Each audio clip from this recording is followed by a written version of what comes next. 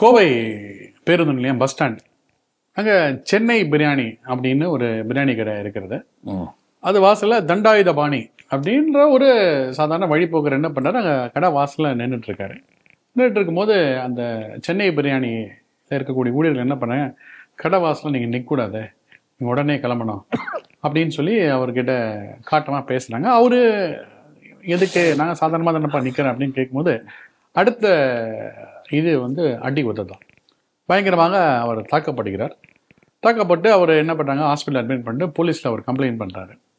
போலீஸில் கம்ப்ளைண்ட் பண்ணோடனே காவல்துறையினர் வராங்க. அந்த ஸ்பாட்டில் என்னன்னு விசாரிக்க வரும்போது அடித்தவங்களாம் என்ன பண்ணாங்க, டக்குன்னு எஸ்கேப் ஆகி பக்கத்தில் இருக்கக்கூடிய மசூதியில் போய் ஒளிஞ்சிக்கிறாங்க.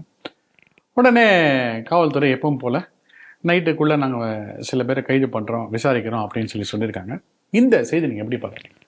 நமக்கு கடைசியாக கிடைத்த தகவல் படி அவரை கைது செய்திருக்கிறார்கள். இப்போதைக்கு அந்த கடையை மூடியிருக்கிறாங்க அப்படிங்கிற செய்தி. அந்த அடித்த நபர் பெயர் முகமது ரஃபீக் அப்படிங்கிறோம். அவன் தான் அந்த சென்னை பிரியாணி கடை வச்சிருக்கிறான். தொடர்ச்சியாக அங்கே பேருந்து நிறுத்தம், அது அங்கே வரவங்களை இந்த இடத்துல நிற்காதீங்க, இந்த இடத்துல நிற்காதீங்கன்னு விரட்டி விடுவாராம். பல பேருக்கு இதுக்கு முன்னாலும் இதே போன்ற சம்பவங்கள் நடந்திருக்கிறது. யாரும் தைரியமாக ஒரு கேஸ் கொடுக்கறதுக்கு முன் வரல. ஏன்னா இந்த ஆட்சியே மைனாரிட்டிகளுக்கான ஆட்சி தானே.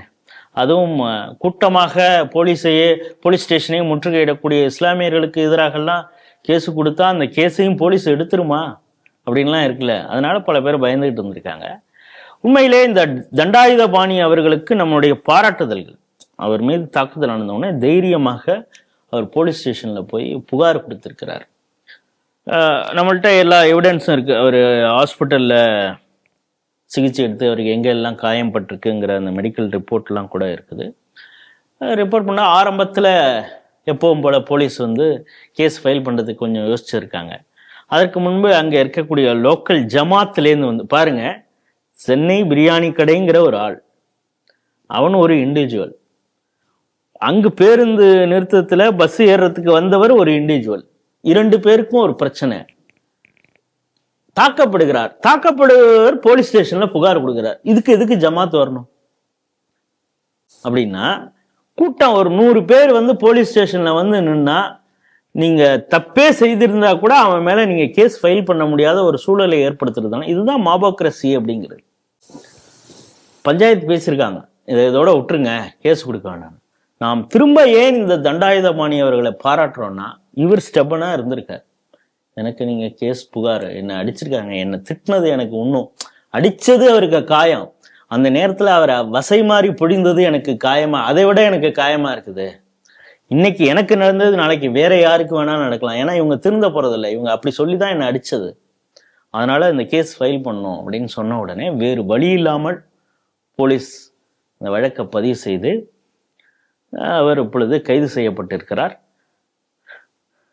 இந்த பஞ்சாயத்துக்கு வந்த ஜமாத் நாளைக்கு வேறு எப்படி அழுத்தம் கொடுக்குமோ, அரசியல் கட்சிகள், முஸ்லிம் அரசியல் கட்சிகள் மூலம் எப்படிப்பட்ட அழுத்தம் கொடுக்குமோ, அந்த அழுத்தத்திற்கு பயந்து அதற்கு இணங்கி போலீஸ் எப்படிப்பட்ட நடவடிக்கை எடுக்க போகிறதோ அப்படிங்கிறதெல்லாம் அடுத்த கட்டம். முதல்ல இந்த சென்னை பிரியாணி கடை வந்ததே ஒரு சுவாரஸ்யமான விஷயம். அதையும் நம்ம பார்க்கணும். என்னன்னா, ஆக்சுவலி அந்த இடம் கபர்தஸ்தானுக்காக கொடுக்கப்பட்ட இடம். அப்படின்னா என்ன, இஸ்லாமியர்கள் அவங்க இறந்து போனாங்கன்னா புதைக்கக்கூடிய ஒரு இடம்.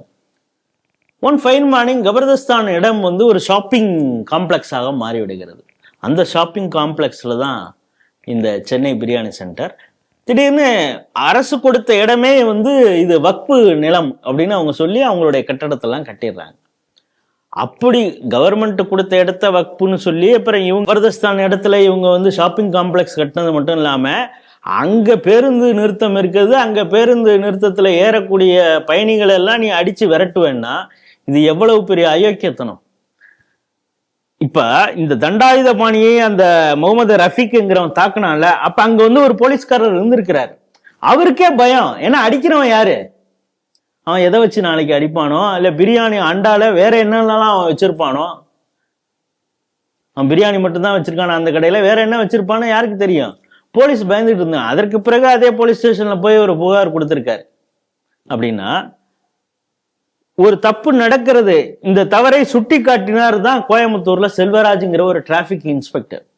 இப்போ எனக்கு என்னன்னா, அந்த தண்டாயுதபாணியை முகமது ரஃபீக் தாக்கும் பொழுது ஒரு சைலண்ட் ஸ்பெக்டேட்டராக நடவடிக்கை தடுக்க வேண்டிய போலீஸ்காரர் சும்மா இருந்தார்ல, அவர் மனசுல வந்துட்டு இருக்கும் போல இருக்கு. இதே கோயம்புத்தூர்ல தானே 3 பேர் போனா வண்டியில, அதை தடுத்து நிறுத்தி டிராபிக் போலீஸ் செல்வராஜ் கேட்டாரு, அவருக்கு என்ன நிலைமை ஆனது, அந்த நிலைமை தானே நமக்கும் ஆகும் அப்படின்னு பயந்துகிட்டு அவர் நடவடிக்கை எடுக்காம இருந்தாரா அப்படிங்கிறது. அப்படின்னா கோயம்புத்தூர்ல இன்னும் பல போலீஸ்காரர்களுக்கு அந்த அச்ச உணர்வு இருக்கிறதா அப்படிங்கிற கேள்வி நமக்கு எழுகிறது. இப்ப இந்து முன்னணி கூட நேற்று ஒரு அறிக்கை கொடுத்துருக்காங்க. உளவுத்துறை என்ன பண்ணிட்டு இருக்கு, பல பேர் இங்க வந்துட்டு போயிருக்கிறான், தேடப்படும் பயங்கரவாதி பாஷாவை எல்லாம் பரவல்ல இருக்கிறப்ப பார்த்துட்டு போயிருக்காங்கிற செய்தி எல்லாம் வருதே, அவனுடைய இதுல சொல்றானே, இப்ப விசாரணையில அவன் பல விஷயங்களை சொல்றானே அப்படின்னு சொல்லி மேற்கோள் காட்டி இந்து முன்னணி அறிக்கை கொடுத்திருக்காங்க. அதையெல்லாம் பார்க்கும் பொழுது போலீஸ்காரர்கள் இன்னும் இந்த அடிப்படைவாதிகளை கண்டு கூட்டமாக போலீஸ் ஸ்டேஷன்ல முற்றுகையிடுவாங்கிற ஒரு அச்சத்தோடு செயல்படுகிறதா அப்படிங்கிறது தான் நமக்கு இந்த செய்தியை பார்க்கும் தெரிகிறது. இருந்தாலும் ஒரு தனி மனிதனாக எனக்கு என்ன நேர்ந்தாலும் பரவாயில்ல, இந்த அநீதியை எதிர்த்து நான் கேஸ் கொடுத்து வழக்கு பதிவு செய்வேன் என்று இருந்த தனி ஒரு ஆளாக இருந்தாலும் பரவாயில்ல, எனக்கு நாளைக்கு என்ன நடந்தாலும் கூட பிரச்சனை, இதை நான் சந்திப்பேன், ஆனா இதே போன்ற எனக்கு நேர்ந்தது வேற யாருக்கும் நடந்துடக்கூடாதுங்கிற ஒரு தைரியத்தோடு தண்டாயுதபாணி அவர்கள் இந்த கேஸ் வழக்கு பதிவு செய்ய இருந்தார்ல, அவருக்கு மீண்டும் நம்முடைய வாழ்த்துக்களை பாராட்டுதலையும் தெரிவித்துக் கொள்ளும்.